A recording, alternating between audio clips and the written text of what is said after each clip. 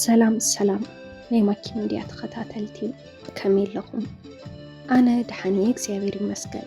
ንስኻትኩም እውን ኣብዚ ዘለኹምዎ ሰላም ክትኾኑ ትምኒተዩ። እሞ ናይ ማኪን ሚድያ ተኸታተልቲ ንሎሚ ሕፅር ዝበለትን ኣዝያ መሳጢትን ኣመና መምሕሪትን ዝበልኳ ዛንታ ናባኹም ሒዝያ ቀሪበ ኣለኹ። ቅድሚ ናብቲ ዛንታ ምባለይ ግን ኣብዚ ቻናል ሒዘልኩም ዝቐርብ ዘለኹ ዛንታታት ናብ ኩሉ ሰብ ይበፅሕ ስለዘይለ ነዚ ዛንታ ላይክ ሼር ብምግባር ጀምርዎ ክብለኩም ይፈቱ። ናብቲ ዛንታ ከብለኩም ሰናይ ምክትታል። ባባን ማማን ባዕሎም ሰሪሖም ብዘጥረይዎ እዮም ኣብዚ በፂሖም። ባባ ንማማ ክምርዓዋ ደልዩ ሽማግለ ምስ ሰደደ፣ ወለዲ ማማ ግና ንባዕሉ እኳ ብስርዓት ከመሓድር ምስ ዘይኽእል ሰብ ጓልና ክትነብር ኣይንፈቅድን ኢሎም ኣቕቢፆሞ። ሽዑ ግና ባባን ማማን ይፈቐሩ ስለ ዝነበሩ ሓቢሮም ክጠፍኡ ስለ ዝተሰማምዑ ባባ ቁርብ ገንዘብ ሒዙ ንማማ ሒዝዋ ጠፍአ። ፀግዒ ድኽነት ሪኦም እዮም። ባባ ኩሉ ግዜ ዘሕለፍዎ ከውግዕ ይደልን፣ እንተ ማማ ግና ብዙሕ ትነግረና ካልእ ትረፍ ዝብላዕ ስኢኖም ሽሮ በፅቢፆም ዝሰተይሉ ግዜ ከም ዝነበረ ብተደጋጋሚያ ማማ ትነግረና። ንፍቕሪ ዝኸፈለቶ መስዋዕቲ ብዙሕ ምዃኑን ንሳ ጓል ድሓን ከም ዝነበረትን እንተ ስድራኣ ግን ምስ ድኻይ ትምርዖን ኢሎም ስለ ዝኸልእዋ ጠፊኣ ኣብዚ ዓዲ ምንባር ምስ ጀመረት ባባ ከም ዘይከሓደ እቲ ህይወት ብሓደ ክጋፈጥዎ ከም ዝኽኣሉ ብተደጋጋሚ ትነግረና። ፍቕሪ መስዋዕቲ ዘድልዮ ነገር ምዃኑ ኣደይ ብተደጋጋሚ እተልዕሉ ዘረባ እዩ። ብዕለታዊ ስራሕቲ ዝጀመረ መሰረት ሓፍቲ ገዛና ኣብዚ ሕዚ ሰዓት ኣሎ ዝተባሃለ ሆቴልን ፋብሪካ ማይን ኣለና እዩ። ባባ ኩሉ ግዜ ድኽነት ክንፅየፍ ከም ዘለና እዩ ዝነግረና። ድኻን ድኽነትን መውደቂኦም ዓዘቕቲ ምዃኑ እናነገረ የዕቢና። ተማሂርና ናብ ንግዲ ዓለም ክንዋፈር እዩ ዝመኽረና።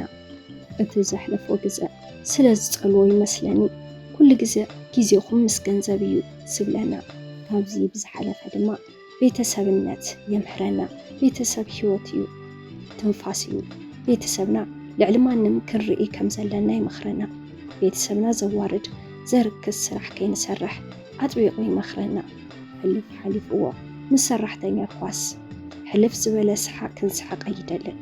ምስ ሰራሕተኛ ከምኡ ትኹኑ ዝብለና።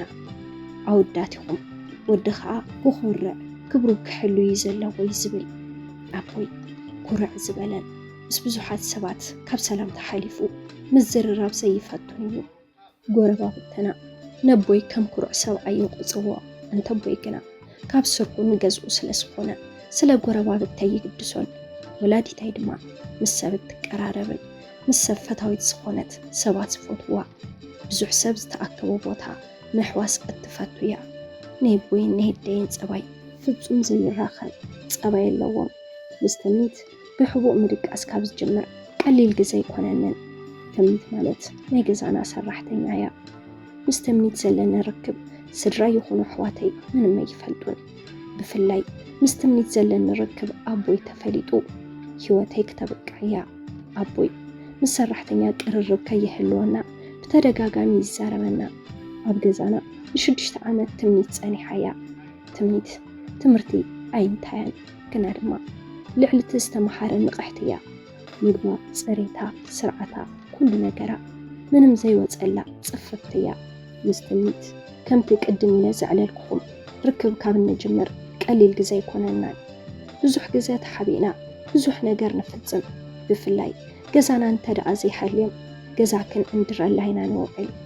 ሓደ እዋን ገዛና ማለት ማማን ባባን ንኽዘናግዑ ናፍቲ ኣብ ጀርመን ዘሎ ዓብዪ ሓውና ከይዶም ን3 ወርሒ ዝኣክል ፀኒሖም እዮም።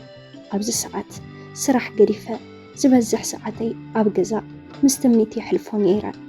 ትምኒት በዓልቲ ቤተይ፣ ኣነ ድማ በዓል ገዛኣ ክሳብ እንኸውን ጥዑም እዋን ኣሕሊፍና። በቃ ኣነ ንትምኒት ከም ሰራሕተኛ ናይ ገዛና ዘይኮንኩስ ከም ሰበይተይ ክቆፅራ ጀመርኩ። ኣመነ የፍቂረያ። ኣብዚ ሰዓት ምስ ትምኒት ዘሕልፎ ዘለኹ ግዜ ምስ ካሊእ ጓል ኣንስተይቲ ዘሕልፎ ኮይኑ ኣይስምዐንን። ማማን ባባን እቲ ዝነበሮም ናይ ዕረፍቲ ጊዜኦም ወዲኦም እንትምለሱ ትምኒት ገና ናይ ክልተ ወርሒ ነብሰ ፁር እያ ነይራ። ክተውርዶ ሓቲተያ ለሚነያ ድለይከ ክገብረልኪ ኢለያ ፈቃደኛ ክትኸውን ግን ኣይከኣለትን። ምክንያቱ ትምኒት እውን ንዓይ ኣመናያ ተፍቅረኒ ነይራ። እቲ ውላድ ክትወልዶ ደለየት ብዘይንሱ ውላድ ምንፀል ሓጢኣት እዩ ዳርጋ ምቕታል እዩ ትብለኒ። ኣነ ግን ባባ እዚ ነገር እንተሰሚዑ ደስ ኣይብሎን። ስለዚ በጃኺ ነዚ ጥንሰውርድዮ ወይ ከዓ ካብ ገዛና ውፅእ ካልእ ሰራሕተኛ ክነእቱ ኣነ ድማ ብደገ ክሕግዘኪ ክብል ለሚነያ። እንተትምኒ ግና ኣይሰምዕን ኢላ ቅበፀት። ክብሪ ገዛና ሕሊፈ ሸይጠዮ ኣቦይ ምስ ዝፈልጥ ሰበይ ከውንን ኢለ ለሚነያ።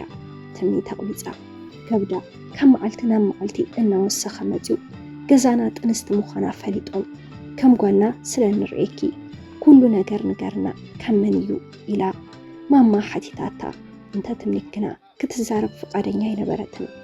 ዝኾነ ክኸውን ግና ገዛ ክንፈሊልክሞ ከመደኺ ኣነየ ዘሕርሰኪላ ገዛ ትፈለየላ። አንደይ ንትምኒት ኣመናያ ትፈትዋ ምሳና ነዊሕ ስለ ዝፀንሐት ድማ ከም ሰራሕተኛ ዘይኮነትስ ከም ጓላያ ትሪኣ። ብዘይንሱ ድማ ካልእ ሰራሕተኛ ምፂና ክንነብርን ንትምኒት ድማ ኣደይ ክትንከባኸባን ወሰነት።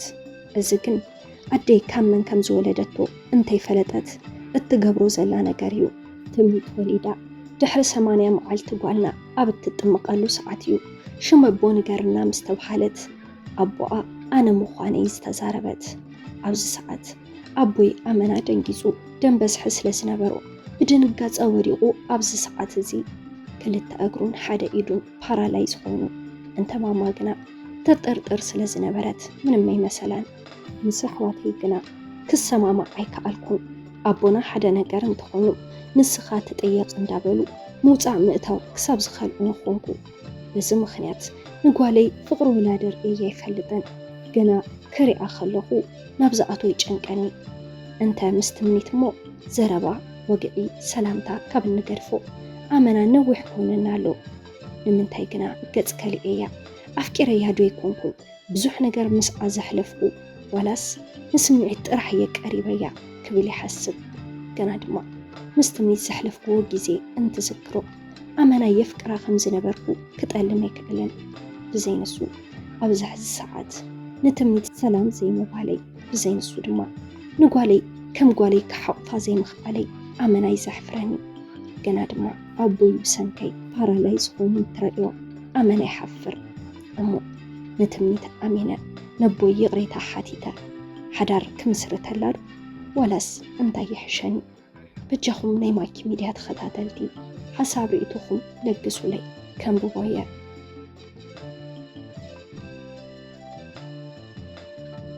ሰላም ሰላም ናይ ማኪ ሚድያ ተኸታተልቲ ንሎሚ ሒዘልኩም ቀሪበ ዝነበርኩ ዛንታ ነዚ ይመስል ነይሩ። ነዚ በዓል ዛንታና ሓሳብ ርእይቶኹም ኣብ ናይ ኮመንት መፅሐፍ ቦታ ግደፍሉ። ነዚ ቻናል ሓደሽቲ እንድሕር ዳሓለኹም ሳብስክራይብ ብምግባር ነታ ናይ ደወል ምልክት ብምንካእ ናይ ቻናልና ናይ ወትሩ ተኸታተልትና ክትኾኑ ይለቡ። ብቐፃሊ ብኻሊእ ዛንታ ብኻሊእ መደብ ብኻሊእ ሓሳብ ክሳብ ንራኸብ ክሳብ መወዳእታ ምሳና ስለ ዝፀናሕኩም ካብ ልቢ እንዳመስገና ብቐፃሊ ክሳብ ንራኸብ ሰሰና እዩ።